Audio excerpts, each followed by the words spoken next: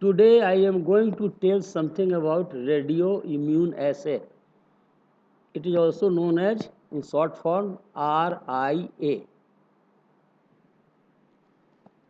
This technique was developed by Rosalind Yalow, who got Nobel Prize in 1977 for this. By this method, hormones, growth factors, tumor markers, cytokines, bacterial antigens, and any other biological substances can be quantitated accurately.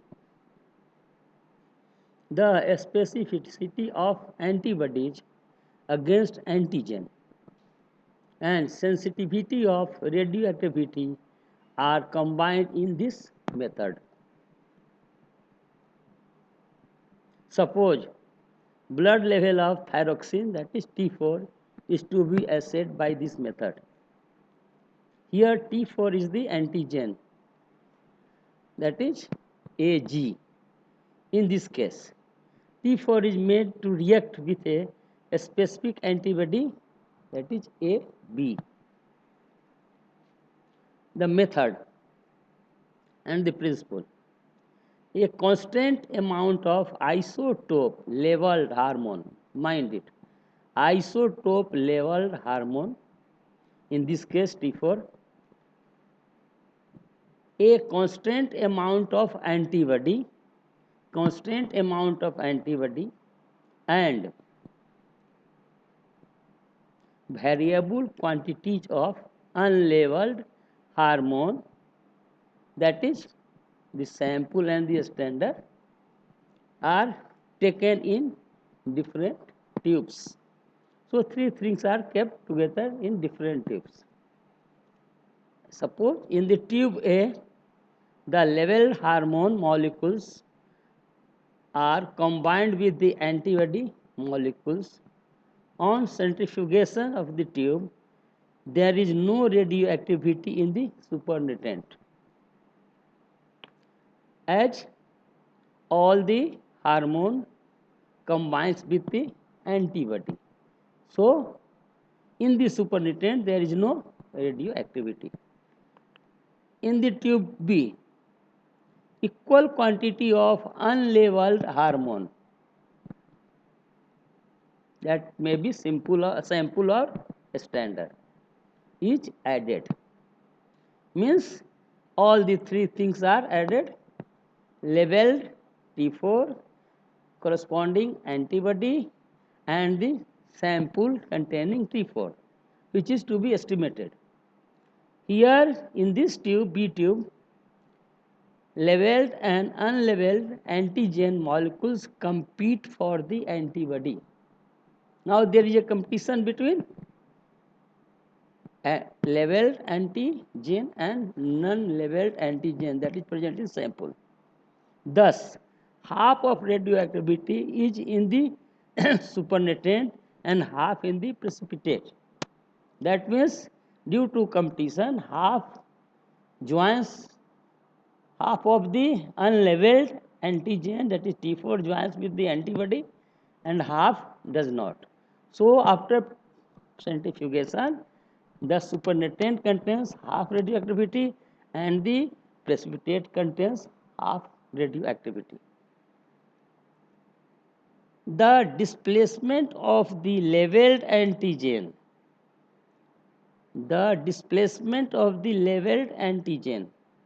is proportional to the unleveled antigen.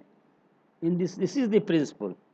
The displacement of the leveled antigen is proportional to the unleveled antigen in this system.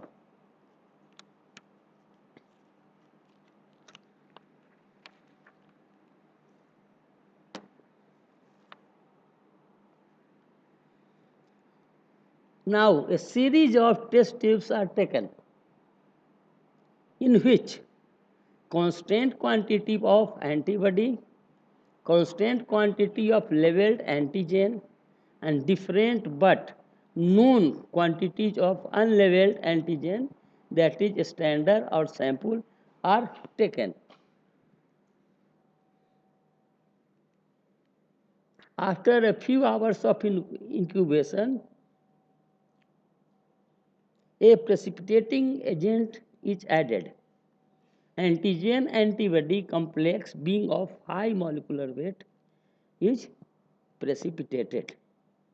The radioactivity in the precipitate is inversely related to the unlabeled antigen added. I repeat it, the radioactivity in the precipitate is inversely related to the unlabeled antigen added. The value of the radioactivity in the precipitate can be plotted as a graph against added unlabeled antigen strength in the standard solution samples. In the same series of test tubes, patient serum are also added as the source of unlabeled hormone, that is T4.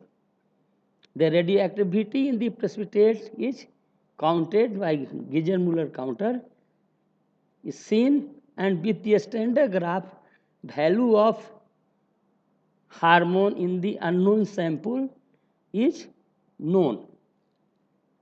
So this method gives a accurate value of testing material present in sample. What is the advantage of RIA? With this method, microgram and picogram quantities of a substance can be analyzed. Isotopes used to label antigen is radioactive iodine, that is I-125 iodine. What is the disadvantage of this method? Since radioisotopes are used, there are stringent laws and only approved laboratory can use this method. The I-125 life is only 60 days. So the use of kit should be used within a limited time, that is before expiry. Shelf life of the reagent is so short. So this method rarely used in general clinical laboratory practice.